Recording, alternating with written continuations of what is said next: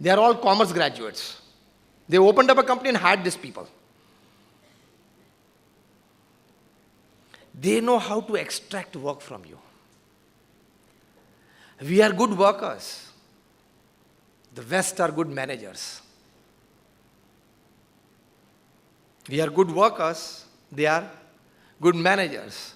So they know, and that is why such a small country like England, they ruled over India for 200 years.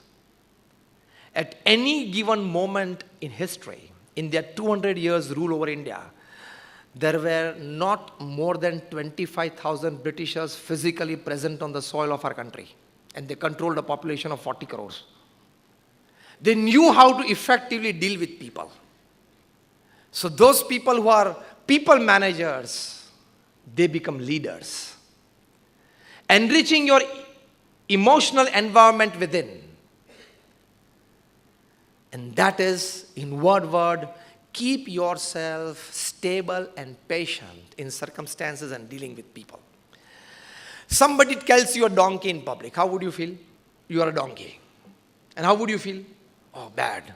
He called me donkey in public, in the presence of so many people. You know, my disrespect. Our Guru Pramukh Swami Maharaj, who was the head of the organization that I come from, the BAPS Swaminarayan Sanstha, which is one of the top 10 NGOs of the world with a permanent seat in the United Nations as an NGO. We run more than 100 hospitals, schools, hostels and colleges. How many of you have been to Akshardham at Delhi or Gandhinagar? Quite many of you.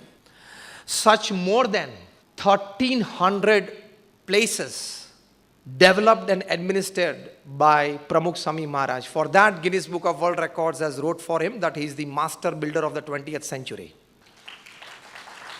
Pramukh Swami Maharaj, he was the administrative head of this BAPS for 65 years, from 1950 to 2016. He was also the spiritual head of our organization for 45 years in between, from 1971 to 2016.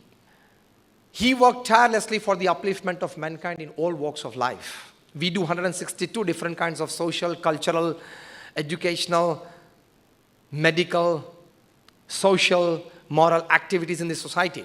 Pramukh Swami Maharaj, for this, he was felicitated in the British Parliament, in the Canadian Parliament, in the Kenyan Parliament. He has been the recipient of more than 20 plus key to the cities in the United States. He initiated more than 1,100 saints like us. Out of the 1,100 that we are in the organization, more than 750 of them are graduates, postgraduates, chartered accountants, doctors, engineers. Out of 750 that we are, more than 150 of them are born American or British citizens. Out of that, more than 50 of them have studied in Stanford, in Harvard, in Carnegie Mellon, in Yale, in Oxford.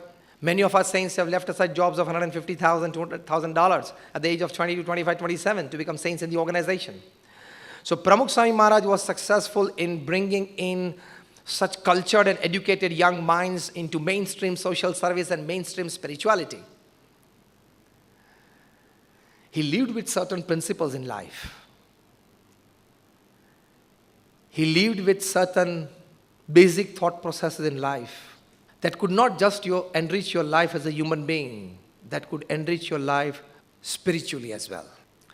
He used to tell a very simple example, how to control and why to control your emotions, which is the basic of enriching your emotional environment within, which will help you control the situations later, which will prevent you from spoiling relationships. He used to say this, if somebody tells you, you are a donkey, how would you feel? Very bad.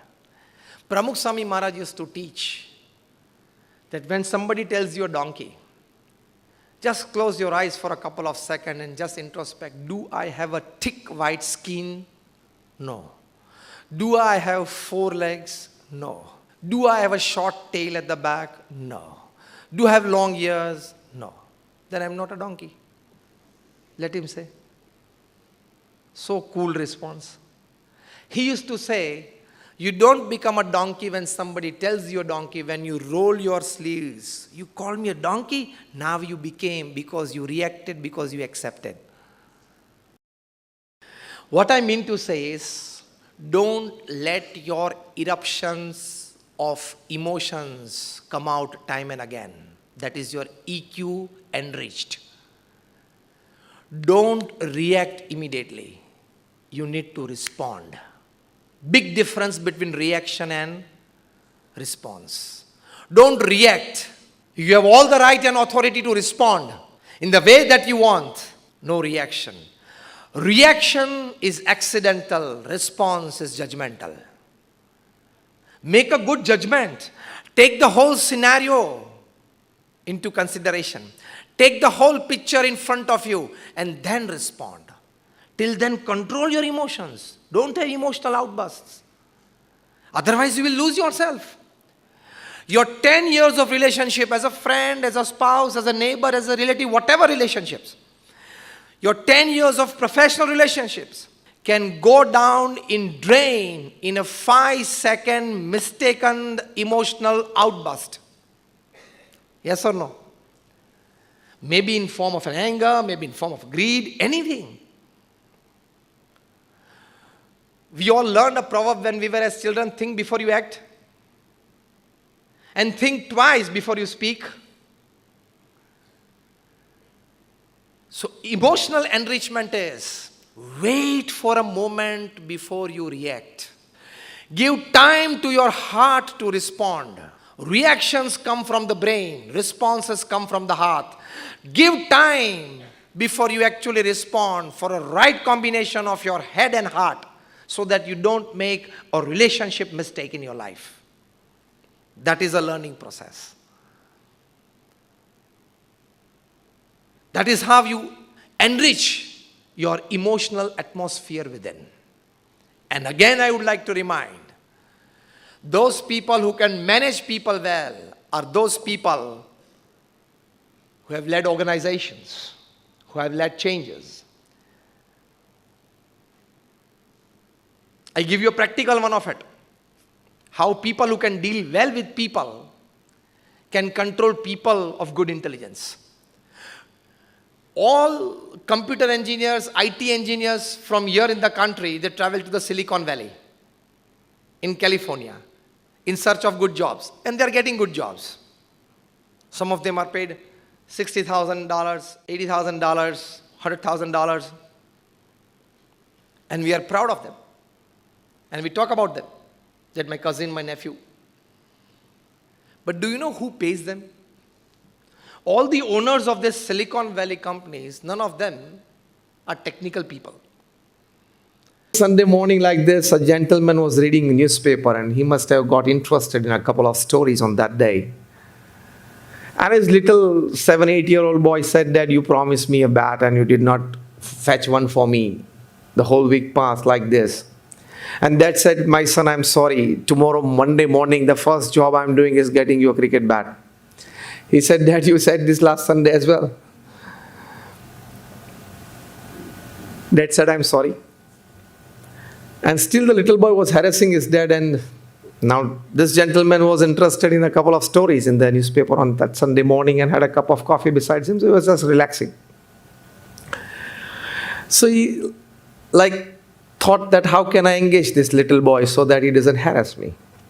He looked around, saw a piece of paper A4 size on which a world map was printed. So he got an idea. He picked up that and showed it to the little boy. See, this is a world map. Now the 8-year-old boy, he hasn't studied geography. He has never seen a world map.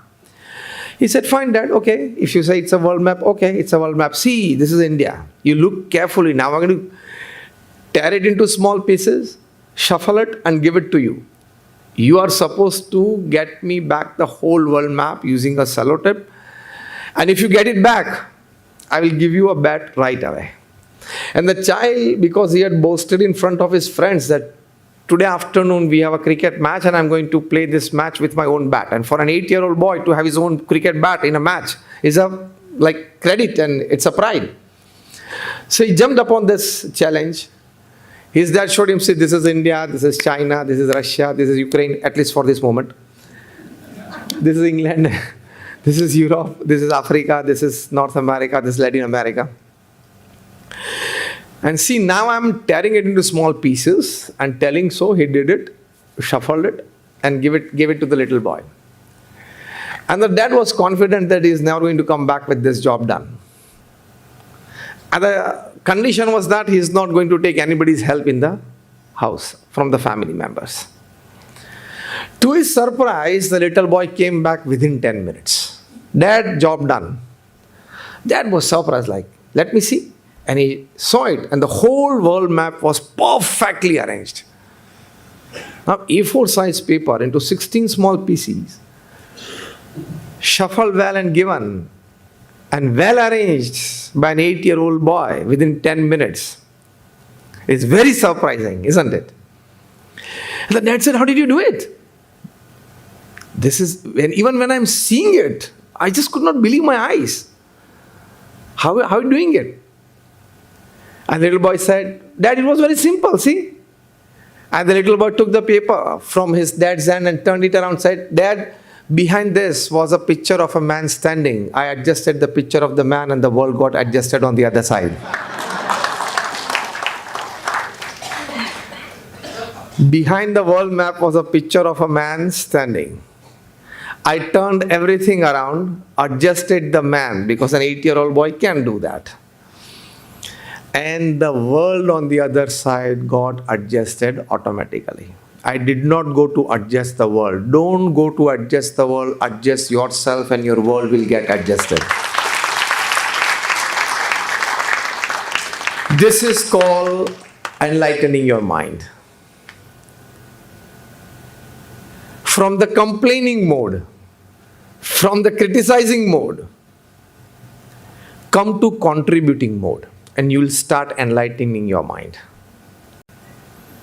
So they had the best of knowledge from the best of institute, but they did not enlighten their mind so as to energize human life. They had evil in their mind. Imagine if these 30,000 scientists that worked together during the corona times, they could have relieved us much earlier. But they did not. But they did not. And they can't. And they never will. Because their mind is not enlightened, their mind is full of evil.